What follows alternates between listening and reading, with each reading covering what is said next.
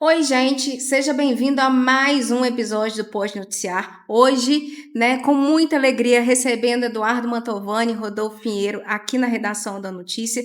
E a gente vai conversar de um tema muito importante, que são esses eventos climáticos, que têm assolado a nossa região, o país como um todo. Primeiro, muito obrigada pela presença de vocês aqui no nosso estúdio.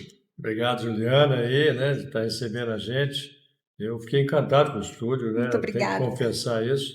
E estamos prontos aí para te conversar um pouco sobre o Pode Noticiar, falar um pouco, às vezes, de eventos não tão satisfatórios, mas Sim, trazer um pouco de experiência e do conhecimento e algumas orientações que a gente pode para a sociedade. Muito obrigado pelo convite. obrigada por estar aqui.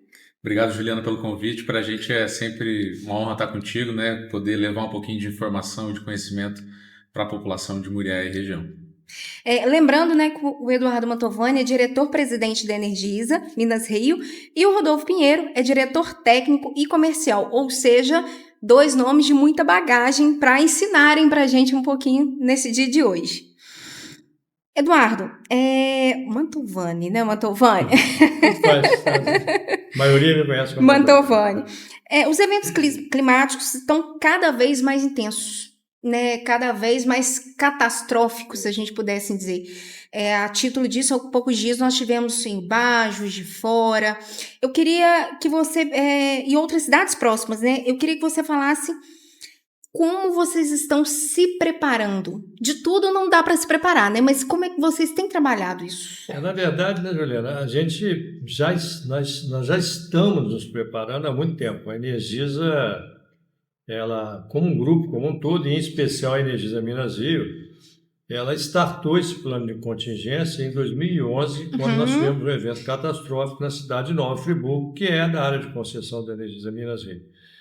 E naquela oportunidade enxergou-se a importância e a necessidade de você ter um plano de contingência. E o que é o plano de contingência? Nada mais é do que essa preparação que você perguntou.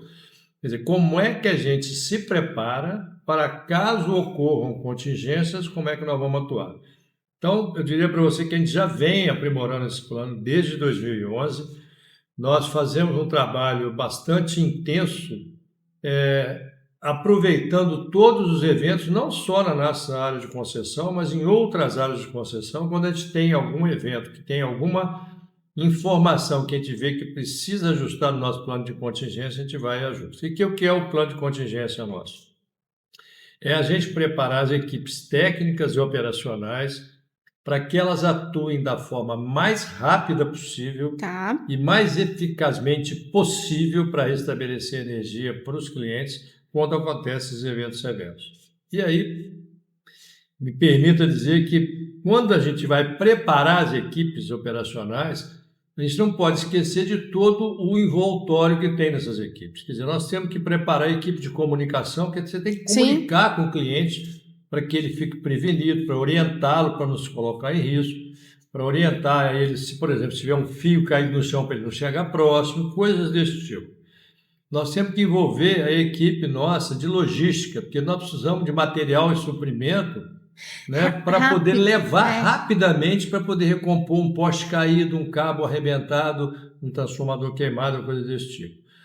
Nós temos que preparar as equipes efetivamente também de RH, porque nós temos que gente trabalhando o tempo todo. Então, a área de segurança nossa participa o tempo todo nesse sentido. Então, na verdade, a gente envolve todas as áreas da empresa. E, além disso, nós temos um centro de operação que coordena essas ações e, junto com o pessoal de campo, fazem a atividade fim, efetivamente. Mas eu não deixo de destacar, vamos dizer assim, a parceria que a gente tem com outros órgãos. Então, vou te dar um exemplo da Defesa Civil. É fundamental a gente atuar com a Defesa Civil. Hoje a gente já tem, por exemplo, não tinha isso no passado, avisos e alertas quando você tem áreas de risco. Pode cuidar, porque pode vir enchente, está chovendo muito, pode o rio subir, etc. Então, a gente, na verdade, tem a parceria nesses eventos com a Defesa Civil, tem parceria com as prefeituras, com o Corpo de Bombeiros, que é super importante, e outras instituições que nos ajudam nesse sentido. E aí eu queria fazer uma referência à mídia, ao caso de vocês, que para nós são extremamente importantes nesses momentos, porque a informação bem levada No momento certo, a tempo e a hora para as pessoas que estão passando por um sofrimento, uma dificuldade ou por uma contingência, uma Sim. catástrofe, elas podem, bem informadas, agir de forma correta e não colocar a vida delas em risco e não colocar a vida de terceiros em risco. Até, me permita um adendo, até combater as fake news, que infelizmente, nesses momentos, é o que mais Por isso acontece. é que eu frisei aqui da informação correta levada a tempo e a hora. Eu vou te dar aqui, fazer um parêntese. Nós estamos numa área onde existem algumas usinas hidrelétricas. Sim. Não foi incomum no passado, de vez em quando, o pessoal jogar notícia assim, cuidado que a barragem lá está Estourou. prestes a estourar. Assim, então, apavora a sociedade. Né? Então, o que a Desnecessariamente. gente procura fazer é, numa parceria com meios de comunicação igual de vocês, dar a informação adequada para que as pessoas saibam disso.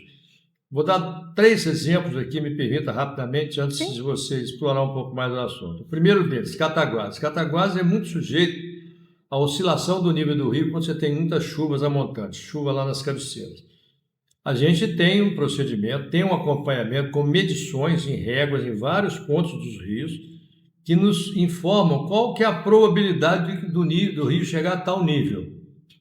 A depender do nível, ele vai atingir uma área ribeirinha ou, às vezes, outras partes mais importantes, mais centrais da cidade. A gente sempre está informando isso, tentando levar a melhor informação, mais precisa e com o horário correto para que as pessoas se preparem. Caso de, por exemplo, de Muriaé, que aconteceu em 4 de outubro de 22. Nós tivemos um vento aqui avassalador, destelhou muitas casas, graças a Deus não tivemos perdas de vida, mas tivemos muito prejuízo físico. Sim.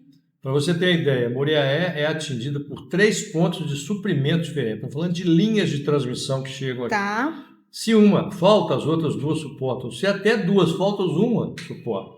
Nós perdemos as 3 fontes aqui naquela oportunidade. Tivemos que restabelecer rápido. Eu fui ver postes enormes tombados por conta do vento. Então, demonstra assim, que nós sempre estamos preparados para isso. E aqui em Muriaé, eu te dou, repito, a notícia que foi dada na época, que a gente conseguiu restabelecer os clientes, 95% dos clientes em menos de 24 horas, que foi um feito magnífico da equipe nossa. E agora, mais recentemente, a tristeza lá com o BAC, está dentro da nossa área de concessão, é um pouco diferente daqui, porque lá foi um movimento de água com terra, com barro, que arrasou. A cidade parecia que tinha passado por uma guerra. Por um furacão, né? Uma guerra, um furacão. Uma guerra. E aí nós fomos lá e estamos tentando ajudar. De primeira, pronto, foi restabelecer a energia e agora, aos poucos, estamos tentando a comunidade a se reerguer. Acho que eu me alonguei um pouco, mas pelo menos deu para ter uma ideia de o que a gente enfrenta, às vezes, nessas situações. O responsável por isso, obviamente, é o Rodolfo, diretor técnico comercial, com as equipes que atuam prontamente para poder restabelecer energia e dar tranquilidade aos moradores para que eles se recuperem rapidamente. Rodolfo, esse plano de contingência, ele é startado em algum momento do ano, ou ele está, ou ele funciona, né, 365 dias por ano? Como é que é esse plano de contingência em específico? Ele funciona 365 dias por ano, 24/7. Né? Então, ele está ativo o tempo todo. A gente trabalha com sistemas de gatilhos, né? Gatilhos operacionais, ou seja, à medida que o volume de ocorrências somado à movimentação climática mais severa, previsões climáticas, a empresa, de acordo com essas previsões, a empresa ela vai se moldando e se adequando àquela situação. Você tem muitos serviços que são executados de forma rotineira, forma programada, ou às vezes que não são emergenciais ou não serão concluídos naquele dia ou nos próximos dias. Esses serviços são suspensos temporariamente para essas equipes serem direcionadas todas para o atendimento emergencial. Então, rapidamente, a gente consegue aí dobrar, às vezes até triplicar a nossa capacidade de resposta em poucos minutos. Né? É importante destacar, Juliana, assim, a gente, desde 2011, a Energisa conta com um plano de contingência, e dentro desse plano de contingência nós temos um sistema de monitoramento e previsão climática, que foi fruto de um programa de pesquisa e desenvolvimento com a ANEEL, né, que é o NetClima, né, junto com o INPE, o Instituto Nacional de Pesquisas Aeroespaciais. E lá a gente identificou a necessidade do grupo, que hoje presente em mais de 24% do território nacional, distribuindo energia, da gente ter previsões climáticas mais assertivas para as nossas áreas de concessão. Tá. Que hoje muitas vezes a gente tem uma previsão climática para uma determinada região, Zona da Mata ou o sul de Minas, mas a gente queria algo mais específico, mais direcionado para a nossa área de atuação, para a gente conseguir se preparar melhor. A previsão climática ela é fundamental. Ela é o primeiro start já para várias ações dentro do nosso plano de contingência. Falando um pouquinho do plano, hoje o plano ele vem evoluindo e hoje ele conta com mais de 340 ações. Ele começou ali com 50, 60 ações, hoje ele já tem mais de 340 ações que permeiam várias camadas da nossa organização. O Mantovani falou bem da questão da comunicação, suprimentos, da imprensa de vocês, mas toda a nossa estrutura, inclusive administrativa, atendimento, call center, tudo isso está dentro desse plano de contingência e eles têm ações à medida que os gatilhos, né, que os estágios da contingência eles vão avançando. E para destacar a nossa atuação em Ubá, né, que infelizmente a gente se solidariza ali com as vítimas, com as famílias e com as pessoas que ainda continuam sofrendo, né, com todo o cenário devastador que ocorreu por lá, nós praticamente triplicamos a nossa força de trabalho. Tá. E durante os eventos, no mesmo dia, no dia 24, a gente já tinha restabelecido 97% dos clientes que foram interrompidos. Então a gente tem, no primeiro momento, né, no pico, a interrupção de quase 1/3 da cidade de Ubá, por conta das chuvas, né? E a gente espera isso estabilizar, as equipes começam a atuar, as manobras são feitas, né, recomposição dos circuitos, e a gente chega no final do dia com 97% dos clientes, ficando ali 3%, principalmente na região do Calçadão e outras em regiões onde não tinha segurança para as nossas equipes atuar, ou se a gente efetuasse o religamento da energia, poderia atrapalhar os trabalhos que estavam sendo desenvolvidos ali de resgate, enfim, de situação de contingência junto com a Defesa Civil. Esse é um ponto importante porque foi instaurado um gabinete de crise e nós deixamos um representante nosso full-time dentro desse gabinete de crise lá em Ubá também. Isso também faz parte do nosso plano de contingência, dentro das ações de recuperação, ou seja, aconteceu, a gente tem que trabalhar para recuperar, unindo esforços aí com as outras entidades. Que seria a minha próxima pergunta, que vocês, a gente já teve oportunidade de participar com vocês do seminário de contingência e algumas, e a gente percebe a participação de vários núcleos, Defesa Civil, prefeituras, então assim, não é um trabalho que vocês começaram a executar hoje. Não, ele né? vem crescendo. Ele vem crescendo, é uma rede. Isso. Né? Queria que vocês falassem dessas parcerias que são muito importantes, né? Não, eu destaco esses aspectos que você tem antes. Primeiro, o Corpo de Bombeiros, né? Segundo, Defesa Civil, a mídia, a parte de jornalismo, as próprias secretarias de ações sociais das prefeituras. A gente tem a parceria com o governo do Estado, que o governo do Estado também se envolve nesses gabinetes de crise. E, por vezes, a gente tem participação até do PROCON, do Ministério Público, junto conosco, para poder ajudar a conscientizar disso. Mas eu destacaria esse, primeiramente, que eu falei com você, e a estrutura interna toda da empresa nesse sentido. O que a gente procura fazer, e talvez seja uma das partes mais difíceis desse processo, é como é que você prioriza as ações a serem feitas. Você imagina, por exemplo, eu vou te dar um exemplo. Num cenário de prático, caos, né? Num cenário de caos, um poste que tem um transformador caído, porque caiu uma telha de uma casa, um telhado, está lá em cima pendurado. A primeira coisa que tem que fazer é tirar o telhado de lá. Nós não temos essa expertise, a gente depende às vezes da Defesa Civil, principalmente do bombeiro, para tirar o telhado. Aí a partir daí a rede, mesmo caída, está liberada para o trabalho, a gente vai e coloca a rede em pé para fazer o serviço. Caso de alagamento, esbarracamento, a mesma coisa, tem que esperar a Defesa Civil para ver a estabilidade do terreno, tem segurança ali no terreno para poder a gente atuar. Então, acho que essas parcerias são fundamentais e a gente procura inseri-los de forma bastante significativa para que cada um faça a sua parte naquilo que tem competência para fazer, segundo uma prioridade estabelecida pelo gabinete de crise, às vezes. E hoje a gente poderia falar qual que é o principal compromisso da Energisa, né, com os clientes, diante de um cenário desse de crise, diante de um cenário avassalador que a gente viveu. Eu vou iniciar, depois o Rodolfo pode complementar. Assim, o nosso principal compromisso é a segurança das pessoas, segurança dos nossos clientes, para que eles não se coloquem em risco. Então, tem muita coisa que eles podem fazer para ajudar os nossos clientes. Por exemplo, vou te dar exemplos aqui. Quando existem mecanismos informativos que vem muita chuva por aí, as pessoas podem informar para a gente áreas de risco, situação que está, além delas serem informadas para elas se protegerem, também informar para a gente. Outro exemplo que a comunidade pode ajudar a gente é a questão de interrupção, que acontece por árvore na rede. Muitas vezes você está com um tempo chuvoso, tal, passou, então, ou vai começar a chover e tem uma árvore que está próxima da rede. Se o cliente informa para a gente com antecedência, nós temos a oportunidade de ir lá atuar preventivamente, antes que ocorra a interrupção. Qualquer. Aham. Então, a gente tem, como vocês sabem, a gente tem lá facilidade de contato através do nosso aplicativo Energisa On, tem a facilidade de contato através do nosso WhatsApp, que é o Giza, e tem a facilidade de contato através do nosso 0800. Então, em termos digitais, inclusive, que o cliente pode informar de onde ele estiver, ele pode informar esses pontos para a gente. E outros mais, né, que vêm por aí afora. A árvore na rede, eu queria fazer uma ressalva, porque muita gente fala assim, mas a árvore na rede não é responsabilidade da prefeitura? É.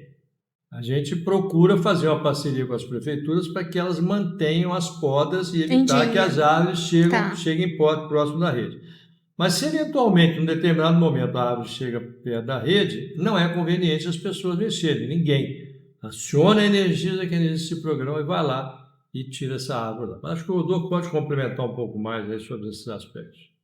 Eu acho que, assim, primeiro de tudo é a segurança das pessoas, né? Sim, Então a gente sem tem dúvida. uma responsabilidade muito grande com a sociedade como um todo. Então, primeiro, segurança da comunidade. Segundo, que muitas vezes as pessoas não têm o conhecimento, mas é a segurança do nosso time, né? A gente não pode, de forma alguma, Colocá-los em risco, né? colocá-los em risco, em detrimento, às vezes, de um atendimento mais rápido ou pular alguma etapa de um procedimento de segurança, porque a rede elétrica ela não tem cheiro, ela não tem cor, né? Você não vê ela acontecendo. Então, as equipes são treinadas e capacitadas para isso.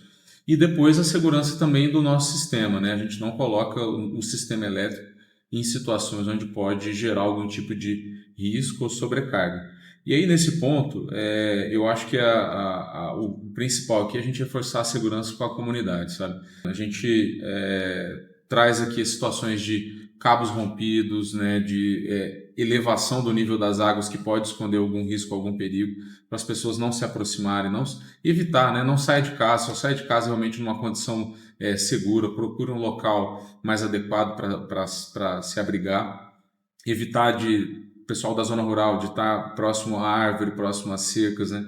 Nós tivemos agora no mês de fevereiro, junto com essas chuvas, mais de 200 mil descargas, raios aqui na nossa área de concessão, o valor aí que foi 3, 4 vezes maior do que no mesmo período do ano passado.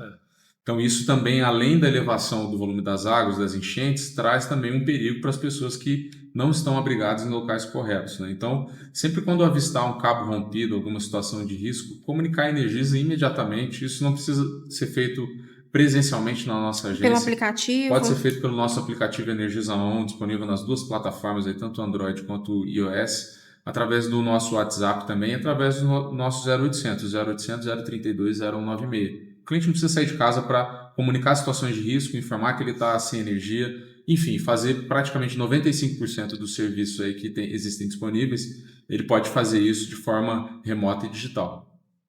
Deixa eu complementar. Claro, por favor, que por favor. O falou, com alguns números que às vezes as pessoas não têm percepção disso, porque a gente vê que os eventos eles têm acontecido com maior frequência e maior severidade. Sim. A intensidade deles tem maior. sido maior. Vou dar um exemplo para vocês com relação à descarga da atmosfera, os raios, né, os famosos raios. Só em fevereiro desse ano, nós tivemos na nossa área de concessão mais de 200 mil raios. Você vê, um mês de 28 dias, numa área não muito grande, 17 mil quilômetros quadrados, nós tivemos mais de 200 mil raios. Esse ano, até agora, em relação ao ano passado, nós tivemos 67% mais descargas atmosféricas que o ano de 2025. Então, são coisas que às vezes para o cliente é imperceptível. Ele não consegue comparar mensurar. e medir. A gente tem medição disso lá. Estou colocando esses pontos para que eles entendam que, às vezes, infelizmente, né, o sistema tem que desligar até para proteger a vida do cliente. Porque um raio que cai na rede e vai estar dentro da casa do cliente, ele pode queimar aparelho e pode até atingir pessoas. O que os nossos equipamentos fazem? Eles desligam exatamente para suprimir o raio e depois retoma a normalidade da energia. Por vezes o raio arrebenta cabo, ou queima um transformador, aí a gente tem que fazer aquele trabalho todo que nós fazemos aqui. E recentemente nós tivemos aqui em Muriaé um episódio, assim. Então, assim, tá ficando cada vez, né, só reforçando as suas falas. Tá acontecendo cada vez mais episódios e episódios mais extremos, né? Extremos. Cada vez mais severos. Muito forte, é isso mesmo. A gente poderia falar em tempo de previsão, por exemplo, com quanto tempo é possível falar isso ou é impossível? Com quanto tempo a gente consegue prever dentro do trabalho de vocês, dentro desse centro de monitoramento, algum movimento? Vai chover hoje muitos 200 milímetros para prevenir. Existem são vários momentos, né? A gente viveu aqui em 2026. Eu queria entender as etapas, né? Nós vivemos aí zona de convergência do Atlântico Sul, vários fenômenos climáticos juntos. Uma umidade muito grande vindo da Amazônia, uma frente fria vindo do sul. Então, assim, são muitos eventos climáticos que têm influência. Mas, indo direto para a sua pergunta, nós trabalhamos hoje com a previsão climática do mês inteiro. Tá. Né? A gente recebe isso a cada 3 horas dentro do nosso centro de operação. E aí a gente vai diminuindo esse a gente chama de timestamp, né? Que é essa fatia de tempo. Então, um mês, depois a gente trabalha com 15 dias, depois uma semana, depois 3 dias e é diária. A previsão que a gente vê que tem mais assertividade é aquela previsão ali até 2 dias. Então, em 48 horas, a gente consegue já ter uma assertividade muito alta do que vai acontecer. Quando você tem eventos muito severos e intensos, ele já vem se configurando há um tempo.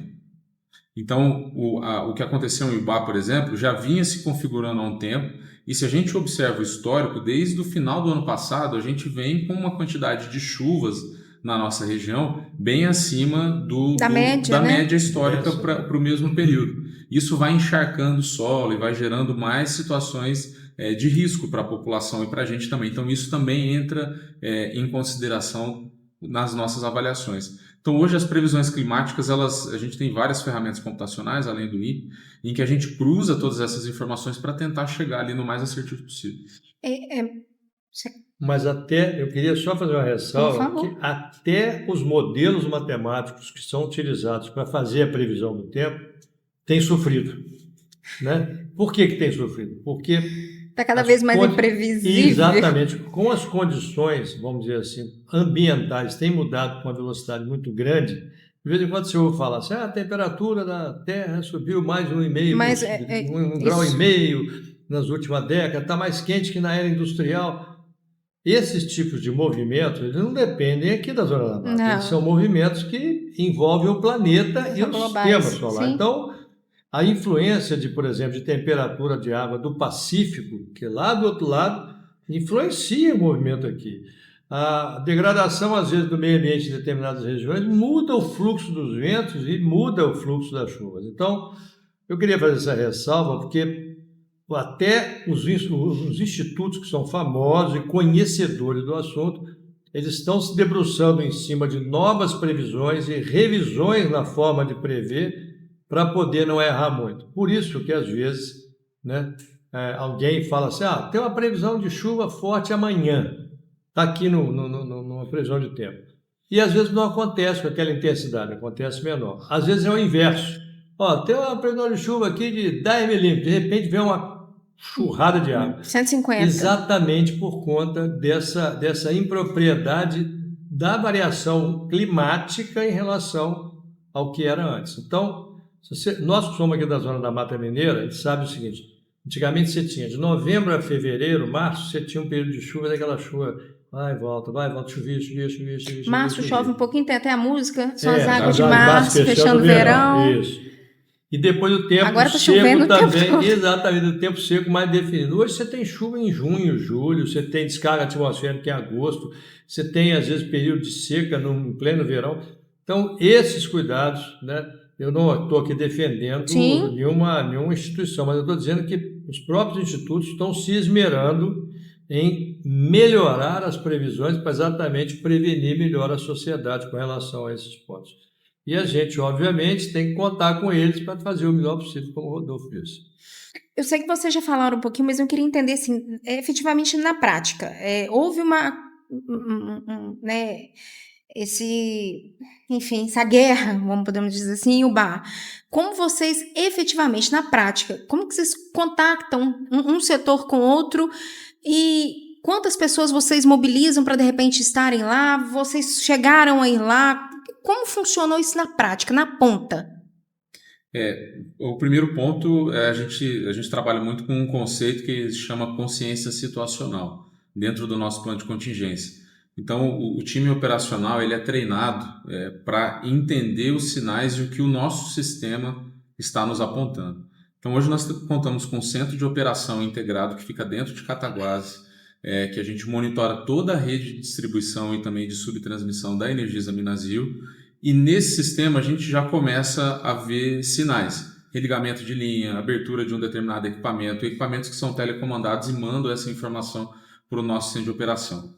E aí vai entrar naqueles gatilhos que eu comentei contigo. À medida que você vai acionando alguns gatilhos, alguns estágios da contingência, automaticamente dentro do plano já há uma comunicação entre as áreas. Mas hoje quem começa toda essa comunicação, vamos dizer assim, quem levanta essa bandeira e fala assim, olha, estamos começando a entrar em contingência, entramos na contingência nível 1, nível 2, nível 3, é a coordenação do centro de operação. Então ela é responsável por fazer esses acionamentos de todos os responsáveis de cada etapa do plano. Lembrando que você viu que ele falou, nível 1, 2 e 3, sim, isso é em função da severidade do evento. Quer dizer, o acionamento que é feito pelo centro de operação, ele é função do impacto que está sendo causado no sistema nosso, para exatamente a gente acionar mais e mais equipes, mais e mais instrumentos, mais e mais força de trabalho para poder resolver o problema. Por isso que inclusive, ele é graduado para atender aos níveis diferentes de impacto que possam ocorrer em função desses eventos severos. E especificamente em Ubá, Juliana, assim, lá a gente aumentou a demanda de serviço de falta de energia em quase 11 vezes.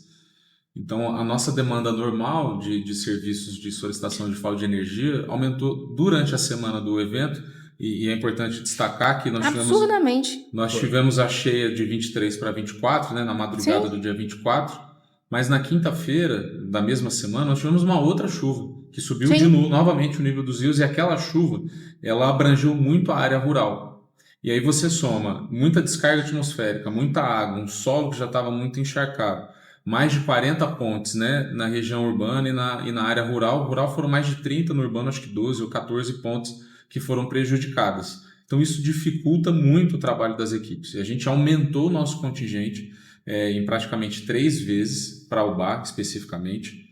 E nós trouxemos eletricistas de fora. Essa é uma grande força do Grupo Energisa, que está presente aí em 24% do território nacional, com mais 8 empresas além da Minasil de distribuição de energia, onde nós trouxemos equipes do Mato Grosso do Sul, da Paraíba, de Sergipe, do Tocantins. Então, em 36 horas, 12 eletricistas já estavam atuando no Ubá de fora, que é uma força de trabalho que vem para complementar o time que já está lá. Você aciona os gatilhos. Sim. Essa equipe, em algum momento, ela vai precisar descansar. A gente falou da segurança do nosso time. E quando esse time precisar descansar, o outro time já assume e a gente mantém o trabalho de forma ininterrupta. Com o objetivo de fazer a nossa parte, já estabelecer o mais rápido possível para o cliente, a gente, inclusive, traz mais força de trabalho das empresas parceiras de fora de Minas Gerais. Então, assim, falando diretamente com a população, quais são os principais cuidados que essa população precisa ter nesses momentos de fortes chuvas? Primeiramente, a gente, visando a segurança das pessoas, obviamente, a gente orienta as pessoas, primeiro, a não tocar em nenhum cabo que esteja pendurado, caído ao solo, coisa desse tipo, nem chegar próximo, né? Se o cabo estiver em algum lugar úmido, molhado, não pisar naquela água também não, porque a água é condutora e acaba podendo, vamos dizer assim, causar algum problema para aquela pessoa. Então, esse é o primeiro ponto que a gente observa. O segundo, se a pessoa vê que existem estruturas, postes em lugares onde começa a desbarrancar, a ter alguma infiltração, que pode colocar em risco aquela instalação, avisar para a gente imediatamente. Como eu disse aqui mais cedo, a gente tem o nosso 0800, a gente tem o nosso Energisa On, a gente tem o nosso WhatsApp, exatamente para receber essa informação e atuar de forma mais rápida. Então, a gente pede à população que faça isso. A gente sugere também que nos casos onde existam chuvas com muitas descargas atmosféricas e coisas desse tipo, as pessoas evitarem tomar banho naquele momento, evitar de ficar com o equipamento ligado. Tem muita gente que às vezes liga o celular carregando e com o celular no ouvido. Isso é um perigo, principalmente em condições de descarga atmosférica. Eu confesso que eu faço isso. Pois é, mas se tiver chovendo e principalmente Eu ameaçar confesso. descarga, não faça Não isso. faça isso. É a sua segurança, é a sua vida. Foi bom você ter dito isso, Não, porque as é pessoas meia culpa mesmo, não eu devem realmente se faço. colocar em risco, efetivamente. E parece coisa simples, Eu mas nunca tinha pode pensado sobre causar, isso. pois é, mas pode causar um problema sério. Vou te dar outro exemplo, né? Às vezes você tem equipamentos elétricos ligados na hora de uma chuva com muita descarga atmosférica. Aquele panela de arroz, Sim. micro-ondas, televisão, né? Já falei de chuveiro. Evitem. Se possível, até tirem da tomada enquanto tem aquela intensidade de oscilação, descargas sim. atmosféricas, porque a descarga atmosférica, se a gente não conseguir fazer com que a rede escoe para a terra, ela pode chegar até a instalação dos clientes. Os nossos equipamentos são preparados para desligar, para suprimir a descarga atmosférica, mas nem 100% das vezes a gente consegue fazer isso. Uma vez ou outra pode acontecer. E essa uma vez ou outra pode acarretar danos, inclusive materiais. A gente espera que não acarrete danos às vidas das pessoas, mas principalmente materiais também dos clientes. Já falei aqui da questão da proximidade das árvores. As pessoas, às vezes, se colocarem de forma abrigada. Vou te dar um exemplo aqui do meio rural, né? É muito comum, às vezes, no meio rural, você ter aqui no estado de Minas, você tem muitas montanhas. E as descargas atmosféricas, ela procura o caminho mais próximo para ela passar para a terra. Então, o alto de morro, a árvore que está lá, ela acaba sendo uma condutora. O pessoal lembra, atrai a árvore, atrai o raio, né? A gente ouve falar isso, o pessoal do meio rural. Essa atração, na verdade, ela é porque o raio procurou o caminho mais rápido e fácil para ele poder ir para a terra. Então, evitar que fique em alto morro, alto de edifícios que às vezes não tem cabo para raio, não ficar lá em cima, né? Então, são medidas assim, que são bastante significativas nesse sentido. E no dia a dia, a gente evitar usar muito T, né, para não ter sobrecarga e coisas dessa natureza. Eu acho que esses são os principais cuidados. Qualquer situação, deu dúvida, entra em contato com a Energisa, porque a gente tem gente preparada, treinada e equipamentos para poder atuar e eliminar risco à vida das pessoas, que é a nossa prioridade. E fora esse período de contingência, fora a chuva, existem no dia a dia. Antigamente a gente tinha muita gente que soltava pipa. Hoje, infelizmente, eu sei que não é muito legal, né? Soltar pipa de afiação e tudo. Mas antigamente tinha muito isso. Quais são os cuidados que a gente deve ter para se manter em segurança com a energia? Do T eu já falei, né? Quer dizer, não coloca um T com um monte de equipamento que vai dar sobrecarga, está arriscado a queimar os equipamentos e ainda botar fogo na casa. Pipa, que você falou, a questão das crianças, né? Parece brincadeira, mas tem um tal de uma linha chinesa aí, chilena, que é um perigo, porque ela é condutora. E às vezes os meninos estão soltando, bate o cabo em cima da rede e aquilo traz energia até o menino, pode causar danos ao garoto, à criança. Então a gente sugere que os meninos que usem pipa sempre o façam em locais abertos, onde não tenha fiação de energia elétrica. Cuidados que eu já falei com árvores, não deixar a árvore chegar perto da rede. No meio rural é muito comum isso, a gente ter. Nós tivemos muitos problemas já esse ano, tem todos os anos, porque a árvore no meio rural vai lá, encosta na rede, desliga todo mundo, que aí abre o equipamento de segurança cá atrás. Cuidado com segurança da cidade, que é um cuidado que a gente tem que ter muito especial, que é a proximidade da rede urbana. Normalmente a gente procura colocar a rede a mais de 2 metros de distância de qualquer edificação. Tá. Mas a gente sabe que às vezes tem lá pessoas que não têm naquele momento noção do risco e pegam um objeto metálico, chegam numa varanda com aquilo, uma antena, um vergalhão ou uma peça de alumínio, e ao se aproximar da rede pode causar até a morte das pessoas. Trena metálica, todos esses equipamentos. Então, a sugestão é não se aproxime da rede em hipótese alguma. E um cuidado especial, se for fazer obra, né, para ter a proteção adequada para que nenhum equipamento, nada se aproxime da rede efetivamente. São os principais aqui, acho que o Rodolfo pode se focar nos complementares. Eu vejo, Juliana, assim, também eu queria reforçar a questão da prevenção, né, da gente agir de forma preventiva. Que são dois meios, né? Primeiro, você, com relação à vegetação, evitar de plantar uma vegetação de grande porte embaixo da rede ou próximo da rede, né? Porque Respeitar ali. inevitavelmente ela vai Pois crescer, é, exatamente. né? Então, uma árvore de grande porte hoje, ela já foi pequena um dia e poderia ter sido Sim, direcionada para o outro local mais local. adequado. Então, acho que essa mentalidade preventiva, isso serve também para as instalações elétricas residenciais, contratar um profissional adequado, ter um sistema de proteção, né, o dispositivo, o diferencial residual, que a gente fala que é o DR, o disjuntor DR, que é importantíssimo, né, para evitar qualquer tipo de choque acidental, um aterramento bem feito dentro de casa. Então, acho que são formas da gente também se preparar para situações de contingência. E quando acontecer uma situação mais crítica de acidente, principalmente não se aproximar de cabos e fios soltos na rua, né? Em situações de enchente, o perigo pode até estar encoberto pelas águas. Então, sempre, por mais que você tenha certeza, né, convicção que aquele cabo é um cabo de telefone, que é uma fibra ótica de internet, sempre considere aquilo como um fio energizado, com energia. Isso é muito importante, para que você evite de se arriscar, né, tentar É passar, melhor atravessar. Pecar pelo Pelo excesso, né? excesso, sempre, exatamente. Quando a gente fala de segurança, o excesso acho que é sempre muito bem-vindo. E eu queria que vocês comentassem essa nova exigência, né, da ANEEL, que trouxe a necessidade, né, de uma maior robustez nesse plano de contingência. Eu queria que vocês falassem o quão isso foi importante nessa elaboração desse plano. Eu acho que eu posso comentar, assim, a resolução 1137, ela deriva de uma consulta pública, né, que são os ritos regulatórios que a ANEEL segue. Então, durante a consulta pública, o Grupo Energisa, ele participou ativamente, sugerindo, dando ideias, inclusive enviando o modelo do nosso plano de contingência e das formas de atuação que a gente tem.